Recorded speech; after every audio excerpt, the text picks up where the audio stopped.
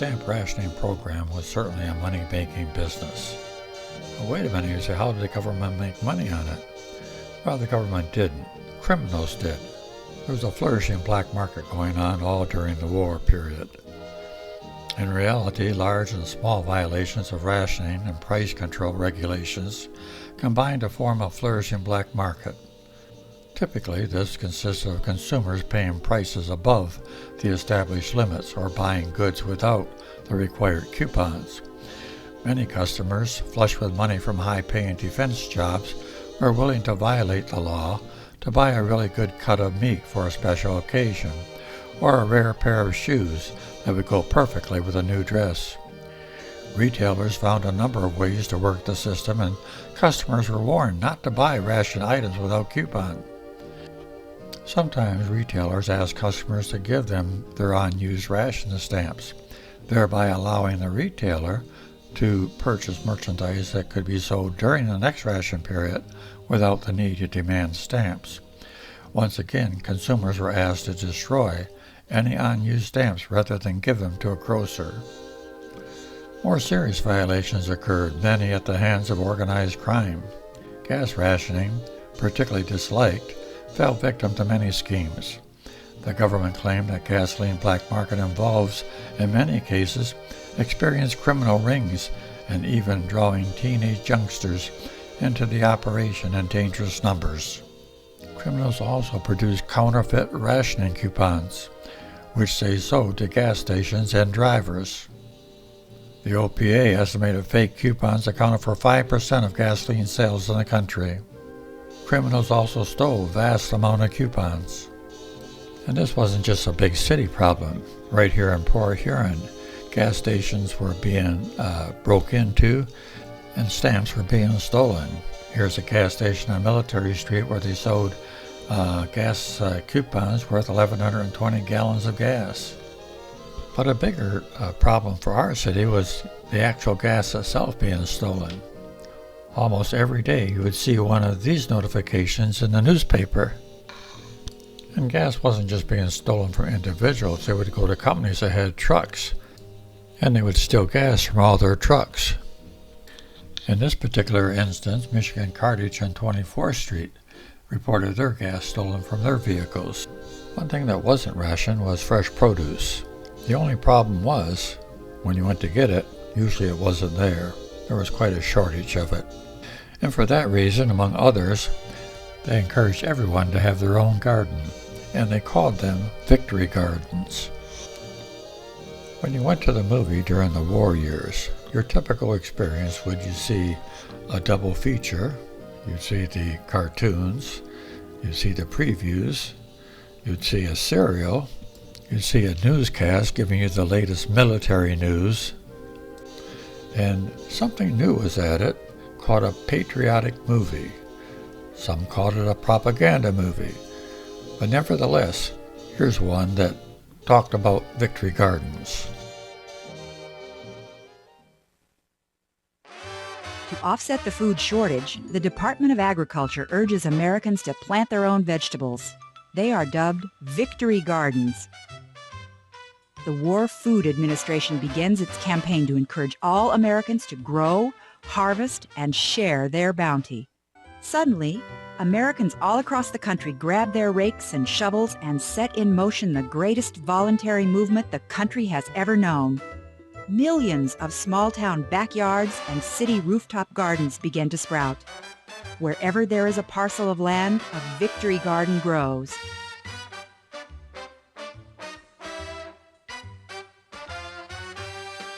Neighborhoods take turns working community gardens. Canning centers emerge.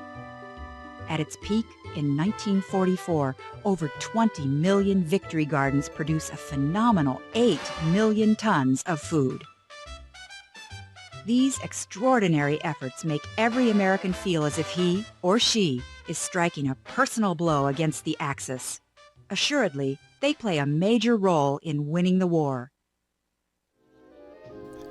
The goal was for every home to have a victory garden, and the Times-Herald did their part as well. Almost not every day, but at least during the planting season in the spring, almost every day, they would have a little thing like this one here about the strawberries. They would give you information on how to plant, when to plant, what to plant. In this issue, they had a whole article about planting tomatoes. And they also gave you an outline of how to plan your victory garden for an all-season yield. And you can see the different vegetables that they listed here. Here they talked about how to arrange your crops.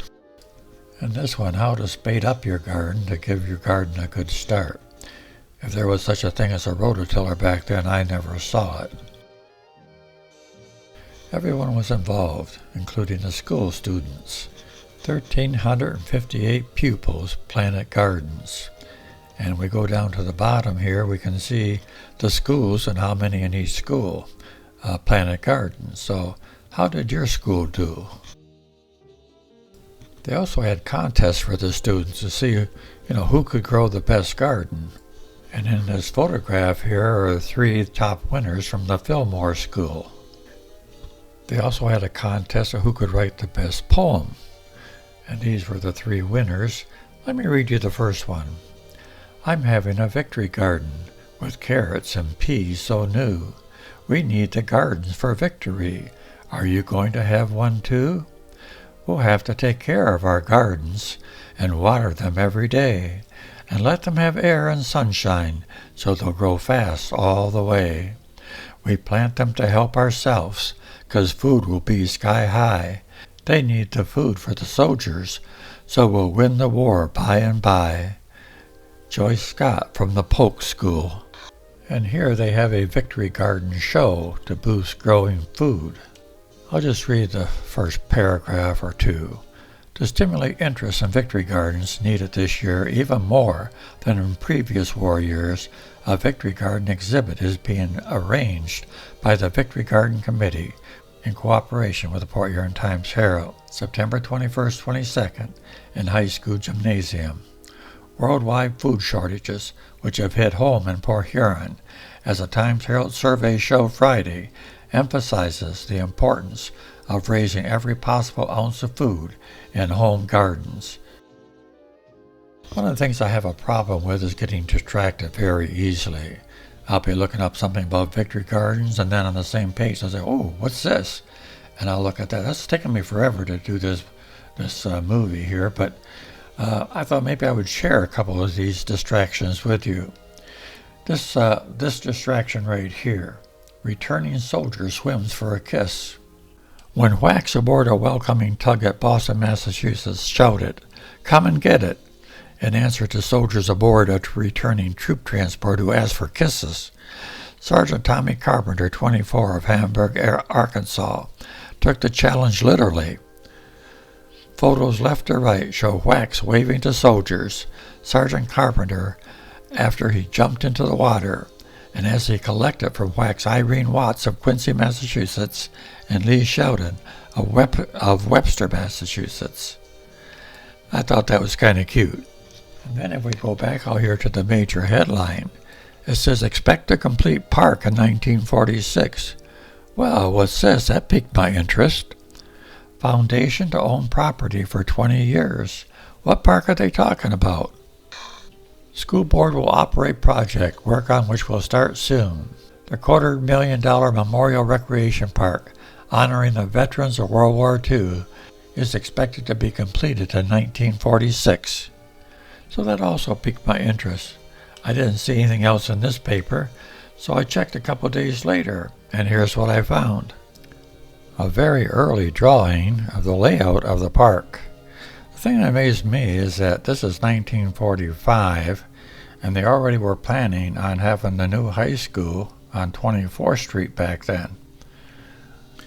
And then I wonder what took so long.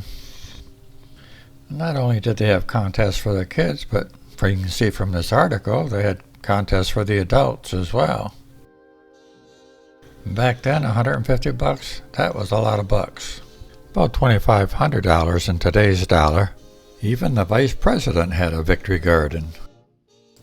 If the city of Port Huron had any empty lots, They turned them into victory gardens, community victory gardens. Maybe a whole neighborhood or an organization would take care of it. And this fellow is using the city property between the sidewalk and the street. Look, he's growing quite a bit of stuff, too. The other emphasis was to raise chickens. Yes, even in the city limits. We lived on Elk Street, as people that follow my videos know, right next to McGill Coal Yard. And we had a victory garden between our home and the coal yard. I don't have a picture of that, but we also had chickens. And I do have a background picture of the chickens. Look at this photo right here. That's me, and that young lady is my aunt, Joan Green.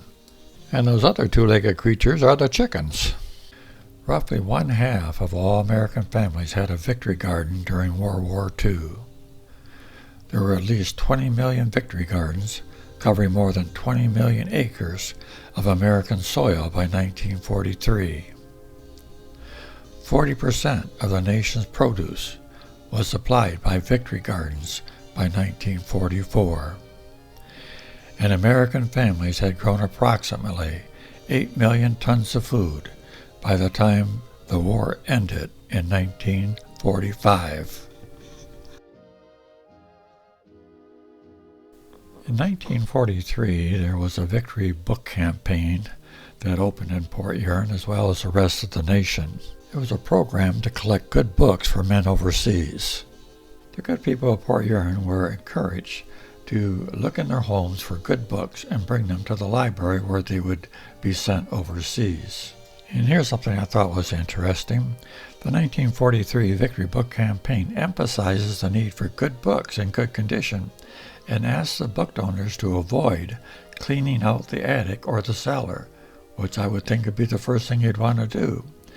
But he goes on to say, donors are asked to keep in mind the fact that the books are for young men who want good modern reading. The slogan of the campaign is, any book you really want to keep is a good one to give. The caption on this reads, Miss Lila Wilcox, librarian of the Port Huron Public Library and chairman of the Victory Book Campaign Committee, and Leonard Mead, member of the committee, examined part of the collection of some 1,200 books given by local residents for distribution among members of the armed forces. In the article below, it says that the books will be sent to the national headquarters of the Victory Book Campaign, and from there will be sent to camps and stations of the Army, Navy, Marine Corps, and Coast Guard for use by servicemen. This concludes Part 3 of our series. Join me in Part 4, and we'll look and see how Daffy Duck joined the war effort.